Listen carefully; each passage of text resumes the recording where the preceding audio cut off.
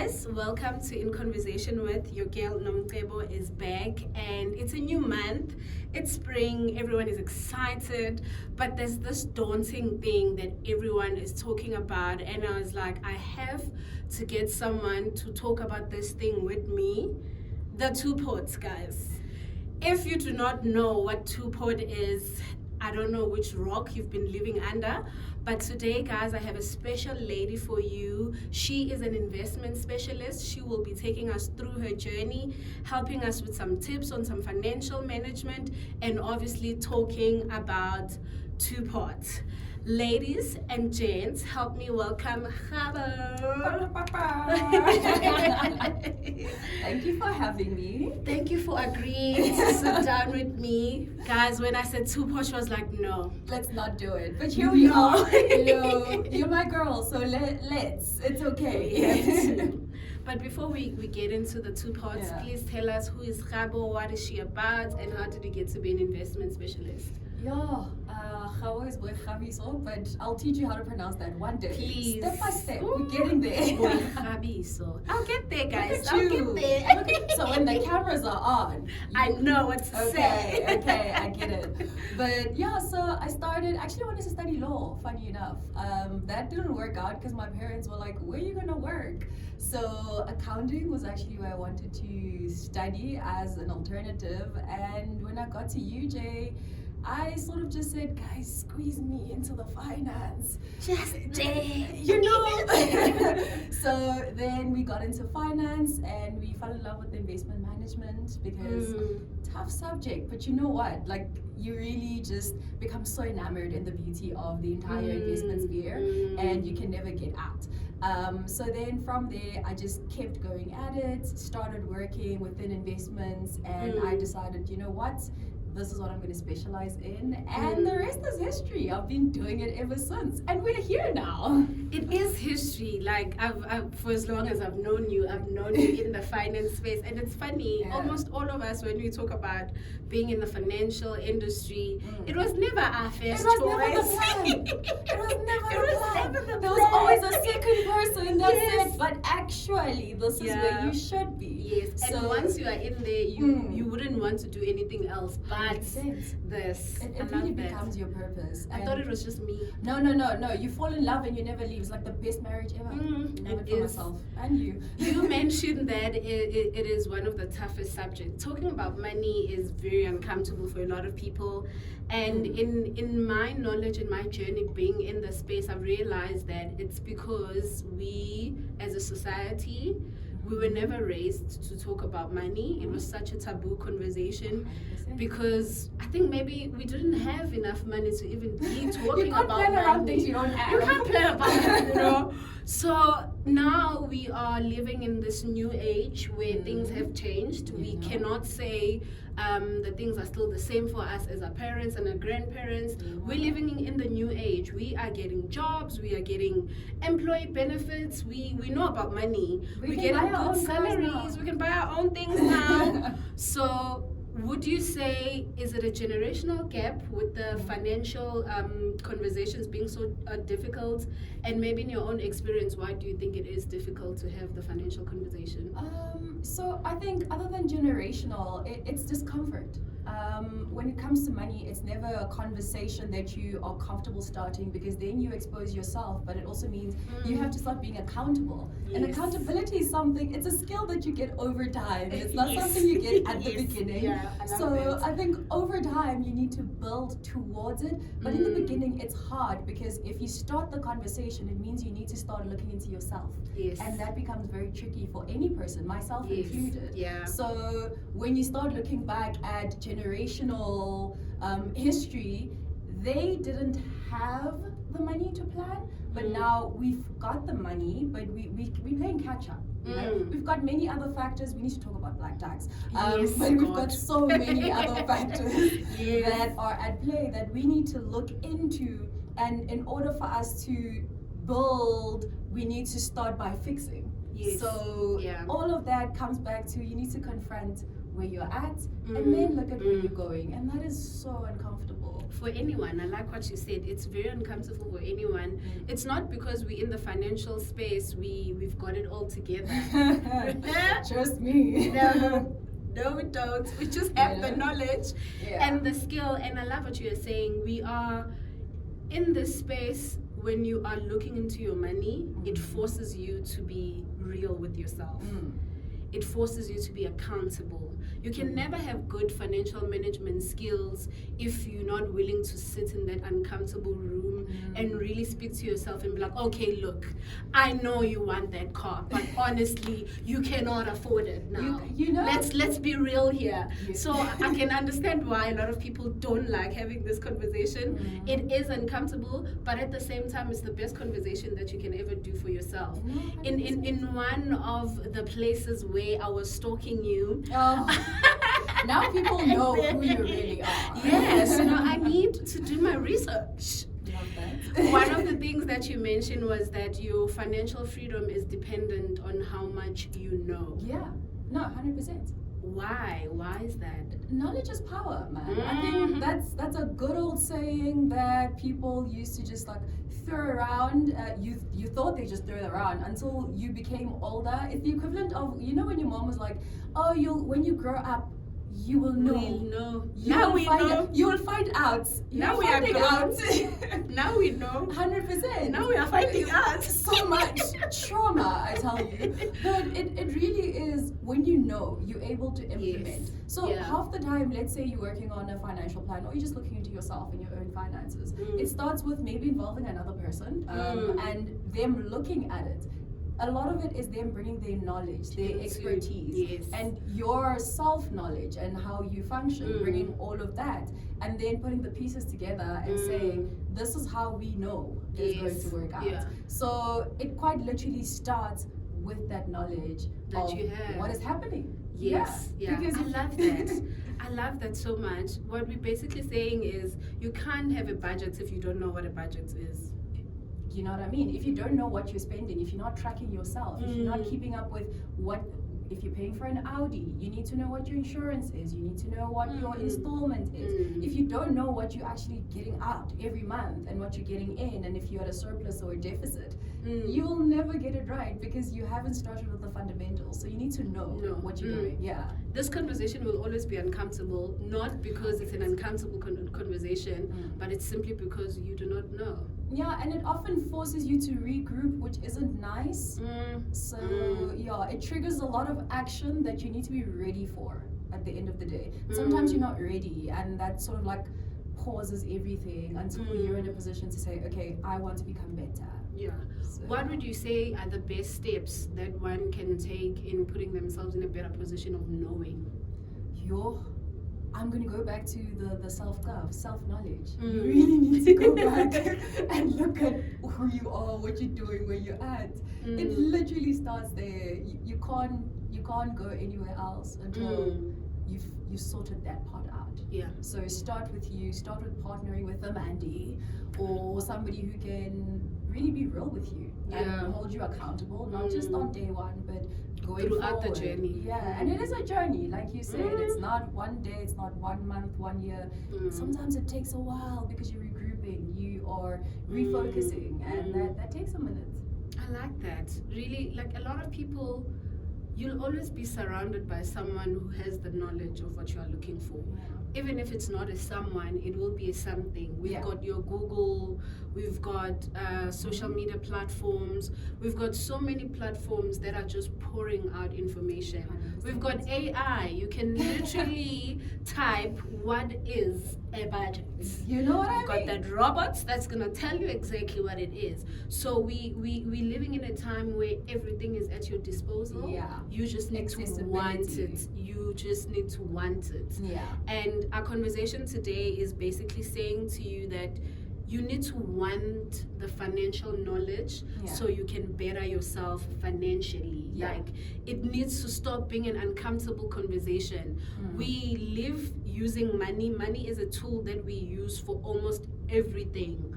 If you want to progress in getting a car, getting a house, building your business. Yeah. You mentioned black tax earlier on. We all want to help out at home. So money is your day-to-day tool that you do need to live. Why is it still so uncomfortable, guys? Let's just get over that. It takes a while, okay? It takes a while. Let's get on the journey, guys. I'm not judging. The only time I really started focusing into my finances and knowing about my finances when I started working in the financial space. Before then, I was like, what is that now? Yeah, you and your credit card were having a good time. I've never had one, at least. I wasn't that bad. No, I've never had a credit card. Give me some of that discipline. I've never had a credit card. Till today, I don't have a credit card. What? Yes, guys, proudly so. I don't have a credit card. I think the worst thing that I've ever had, not worst, but the only thing that I would say I've had is like contracts, like your cell phone contracts to build my credits. Need to call people. Yeah, to build my credits, and I've had like a clothing account, like minimum spend that allows me. Those are like the main things that I've ever had just to build my credit. And I did take a loan at some point in my life. Not a big amount also. I just wanted to sort out a few things at home, and I wanted to buy my car cash. So I was like, I don't like car finance. I was like, no. So I took the actual cash and then got the car cash and then used the rest of the loan to sort out some few things at home. And I'm finishing my loan in a couple of months. 5 years. It's been 5 years. Then you can buy me a gift. No, man. No. I'm finishing it in a couple of months, and then. But I've never fallen into the credit card trap. Oh, hell no. That How many do you have? Not on camera, child.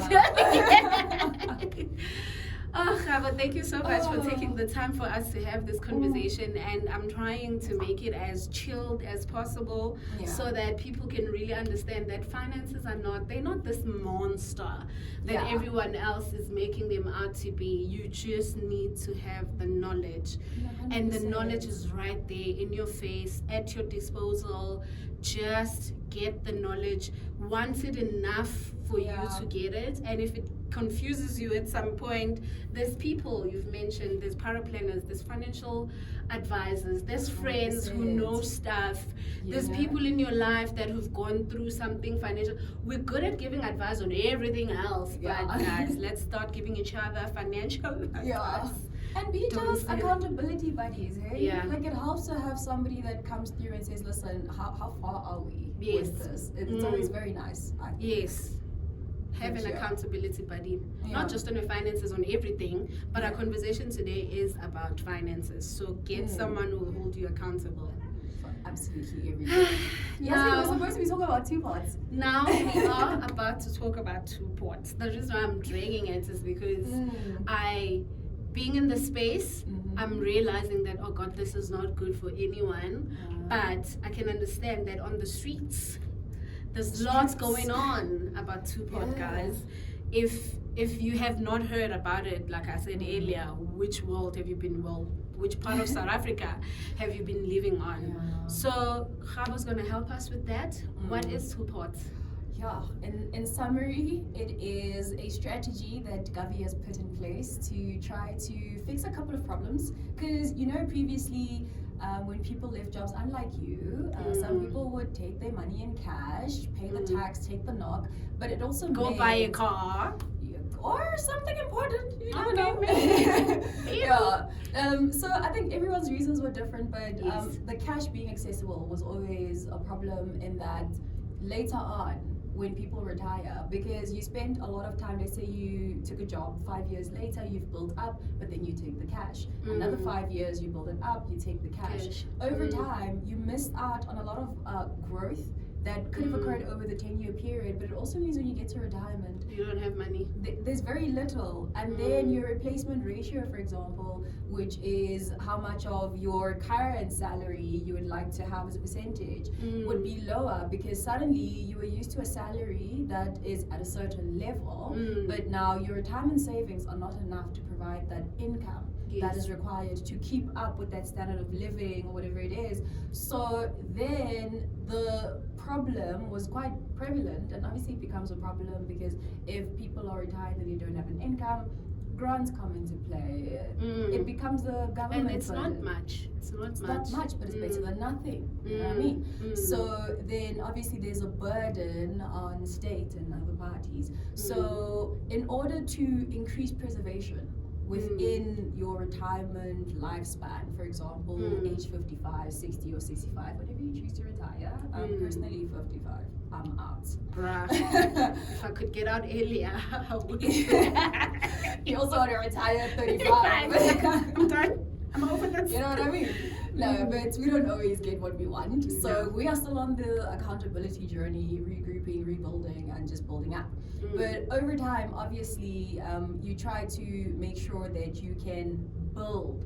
And then when you get to age 55 or 60 or 65, you have enough. So obviously with something like two-part, where there is mandatory preservation, one of those pots in there, then you're sort of forced to keep the money in there, because when you resign, there's a portion that is compulsory to be kept. It's your retirement component that cannot be taken away simply. So essentially, that is the biggest part of this. So I think it was two parts in that, not two pots, two parts, in that there was, when COVID happened, a lot of conversation in saying, listen, we have to, people were complaining that they want to have access to their retirement fund somehow, but obviously you can't just go around doing that. So I think this two pots, three-pot component that came into play is now fixing a lot of that, giving members access through the savings component, but also the compulsory preservation. So it took care of a couple of things in that the retirement component now, it stays there. It's got to stay there. There is no two ways about it. Yeah, no, not everyone is happy about that. No. But it also means people are preserving their retirement, and it also instead means of withdrawing when they resign. 100%, and you've got the savings component where you can essentially build liquidity for retirement, but obviously it is For rainy accessible. days. Yeah, I wouldn't use it as a rainy day fund. You know what I mean? It's definitely not. Let's not take it that far. But it's essentially cash that is accessible. You can use it to build up quite nicely, but it also serves as, if push comes to shove and the world is burning, then you can go there. But obviously not recommended, because again, you miss out on the compounding, you miss out on the growth that you would have earned over time. But I think it was built for that, to give members that access, but also to create that compulsory preservation in terms of retirement planning. So yeah, but in anything, it's a good thing, I think. I hope. It better be, because it's a now good everyone thing. is talking about it. So Yeah. in simple terms, what you are saying is the idea is to get you in a better position when you retire. 100%. Stop withdrawing every time when you resign. So the two part, one is going to be a savings pot, and then the other one is going to be retirement. Yeah. So from and there's the a vested first, pot somewhere in there. Totally somewhere, different conversation. We'll get to that. There's a vested pot that has a vested and a non-vested and portion. non-vested, oh God, these rules, they No, it change. becomes, no, honestly, Over. it becomes easy. I think over time, you just need to sort of understand what happened in 2021. You had your retirement reform, 1 March 2021. Then that's when the first vested and non-vested thing came about. Because when you think about it, this started when they said, okay, provident funds, we're going to align. Those provident funds and provident preservation funds, they when need they to started align. aligning. Yeah, I think we should have known by then that, okay, listen, this is going to Something be is happening. Yeah, so that, I think that was great. You got your first vested, non-vested section, and now all that is like falling away into the first part. And then now you've got the retirement component that is now effective from September, and then you've got the savings part that's essentially the third component within those parts. But That will allow you to withdraw. 100%. How much can I take out from the first, of September, 2 pots on, we're ready to go. How much can I take out? How much you Can have? I take my money? How much you have? How much do you have? I have, No, I'm joking. I don't have Don't much. answer that. I'm trying to Don't answer that. I don't have much.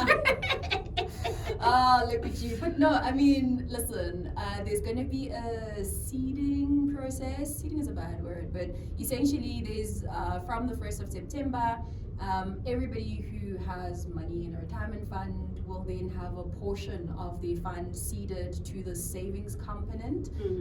So the maximum, even if you have however much, so it's going to be whatever is 10%, but capped at 30,000. So that's where the confusion came capped in. at 30,000. You said 10%. Next thing you are capping. No, if you have 600,000 in there, I'm sorry. You're not it getting cannot be 10%. It's maximum 30.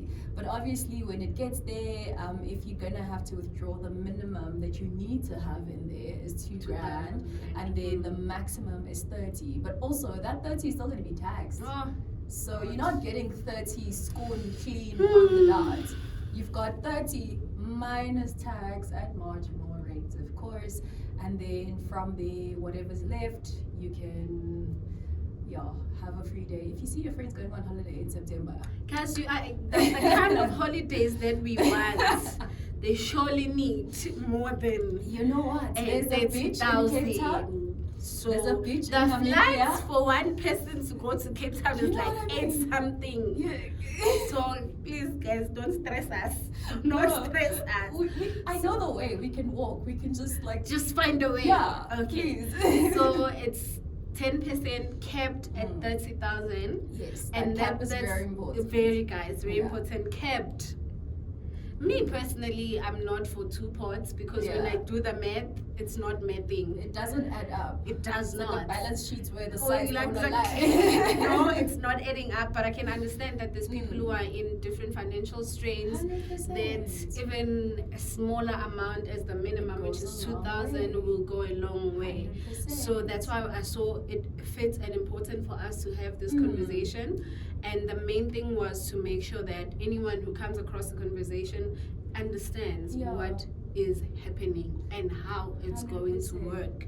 Now we're sitting on, it's capped at 30,000 Rand. It doesn't matter how much you have, even if it's like 600,000, it doesn't matter. We're capping at 30,000 Yeah, Rand. but obviously if you have, like, a smaller amount, it's 10% or whatever that yeah. is. So if you've got yourself 40,000 Rand, what is 10% of 40,000 Rand? You're making me do math on That's- camera, but that's 4,000. Yes, exactly. So that's the 10%. So Yeah. those are the fundamental important parts to understand. 100%. You mentioned something, income tax margin, Marginal tax rate. marginal tax rates. Hey guys, you know these things. Ah. What is that? So essentially, you know how every month you earn a salary, then you have a marginal tax rate and effective tax rate. So essentially now, previously if you were to, or even now if you were to withdraw from, let's say, a preservation fund, there's different tax scales. Tax tables, There's yes. the withdrawal tax scale that applies to the first 27.5 at 0, and you work your way down. But Yes. now, if you are withdrawing from the savings pot, it's treated differently in that it's then taxed at your marginal tax rate. So you need to now go look at what is my tax rate that is going to be applied on there. Then the administrator will then obviously apply that, and then essentially it's, I want to explain it as like your pay-as-you-earn rate.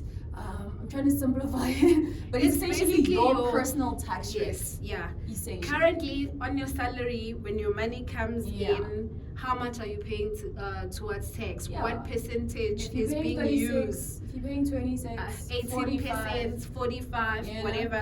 That's the percentage that's going to be applied on your 30K that you are withdrawing. Yeah, no, Get that. 100%. So It gets worse. There was a conversation a couple of days ago in one of the platforms about investments and all of that. Yeah. And the government was like, guys, I see some people don't understand. Let's clarify some things. One of the things was, if you owe us tax, Oh no, of course they're coming for over and above, They will find you. They will find you. You know what? Like, let's say that hypothetically, if you withdraw 30 grand and you know that you owe SARS just about the same amount, please Just don't do understand, it. you're getting nothing. absolutely that. In Because- fact, it will come back and say, you owe us. Thank you. Because what happens now is they take that 30 grand and they go, okay, sharp. If, well, some platforms are charging a fee and some are not. You know what I mean? So that's like a client platform dependent thing. So if say you drew 30 grand and the platform is, for example, not charging you an administrative fee, because there are some that are charging Yes, that. guys. So that's another thing that people need to be aware of and Yes. check beforehand. Yeah. So sorry.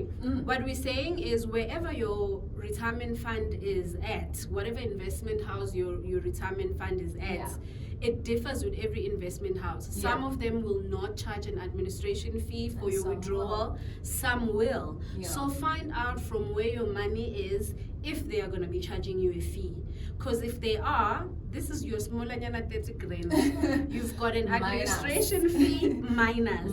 You've got the marginal tax minus. You know, if you owe SARS minus on the 30,000. You know, Where's gay if you don't even have 30,000 as your 10%? Yeah, suddenly I feel like we can't go to Cape Town. See, and sport at best. No. N4. Bruh, we are taking a taxi. That's like the cheapest mode of transport that I know. You know, we can hitchhike. From flying to taxi or hitchhiking. I know That's a how guy. bad it's Okay, gonna he can be. get us there. I know a I know guy. it. That's how bad it's getting. Okay. So you essentially need to go look at that and say, okay, Sharp, is my administrator charging something? Which again, the importance of a financial advisor, because they'll tell these you. things. They deal with all those providers, and then after that, what tax? So also, SARS is going to be allowing a simulation directly on SARS, of course, not through platforms, directly on SARS, and it's also the place where you can check a statement of account and see if you owe them any money. Okay, because that's good. If you do a gonna help. directive, 100%, because if you do a directive, for example, and it says you've got this tax that is payable, you can also look at statement of account and say, if it flagged that I actually do owe SARS something, the statement of account will tell you actually what you owe, especially now because it's tax season. Yes. So you're going to be doing your tax returns, and then you're going to owe SARS, and then you're going to take two-pot money, and they're just going to like flow into each other. So it's always good to just look at the bigger picture. So then once you understand how much tax is payable, then you know essentially what the net would then be, because that's what's going to come into your bank account. But yeah, you need to account for all those things, any fees that are there, the tax that applies, marginal tax rates within the actual two-part withdrawal, and anything else you owe SARS historically. So It's gonna be there's a taken. lot at play. Then You need a obviously on the streets, you Yes. know, us on the streets, people are like, Whenever even it's if I Malapa. I get my information from the streets. I get you. So people are like, I don't care, I want my money, even if it's gonna be 200 rand, it's my money, I want it. I am not against that. I really am not.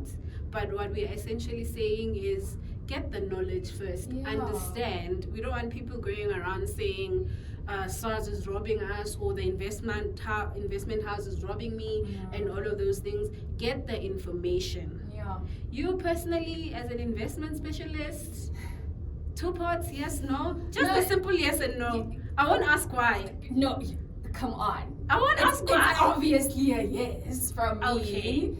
Like, you know how it is over time. It's great for the industry because preservation means more people are gonna have better retirement planning. Oh, from that side From of that side. preservation. No, but you know what? Standard of living is very important. Retirement planning is so important. I can preach it in my sleep. Like, it's so important to plan for your retirement because you don't want to be met with an uncomfortable situation where you're at 55, 60, 65, you're no longer able to work, but you haven't gathered enough capital.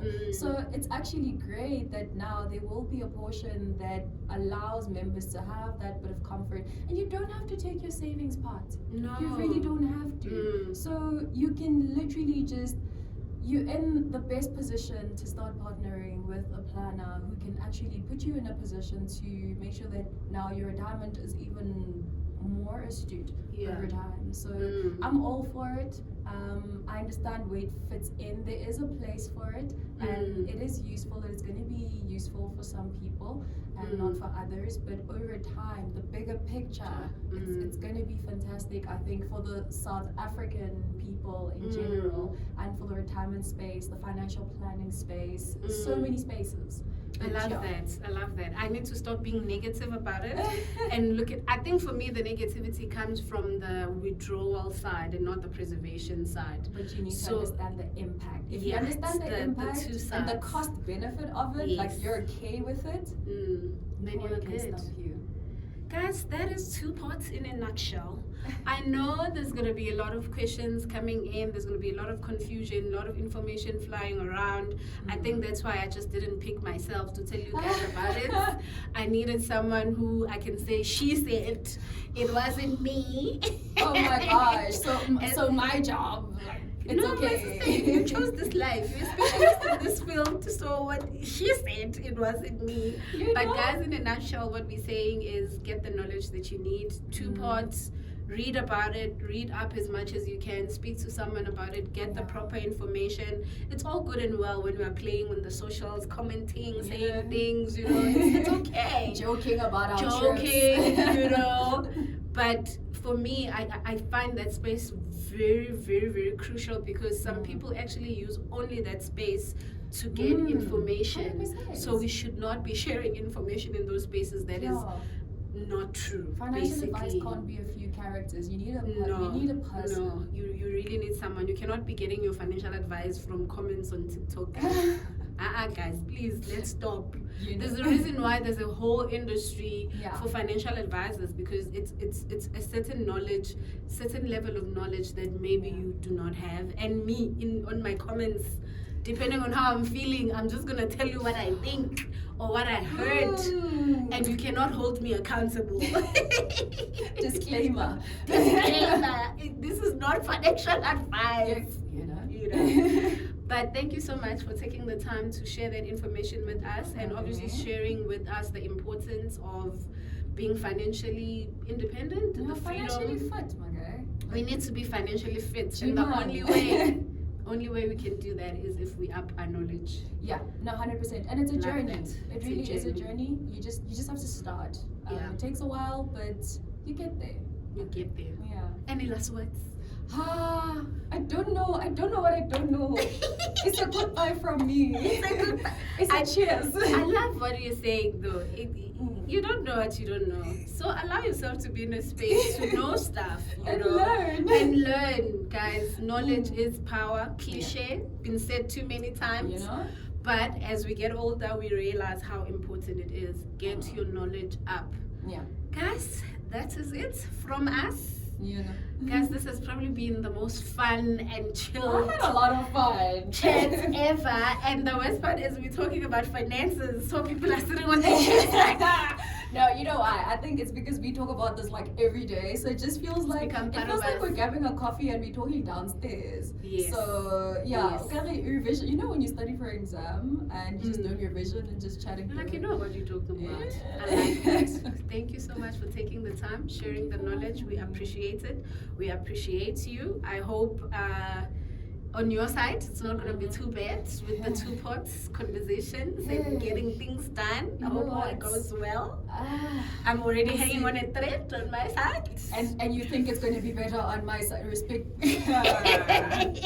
You know what's going to happen. Like I'm just ready. I've got the coffee. We're good to go. We're just gonna go. Guys, any comments, any questions, please, you're more than welcome. If I don't have the answer, I will get the answer from the specialist for you. Let's talk about these things. I don't like this day to still have someone who does stuff that they actually don't have knowledge about. So you don't want to be jumping into the two-pot withdrawal without the proper knowledge for it, or jump into anything basically without the knowledge for it. So use these spaces to get the knowledge, and we'll get the right knowledge for you from the specialist in all of these fields. Guys, this is us. We are out of here. Bye. Bye.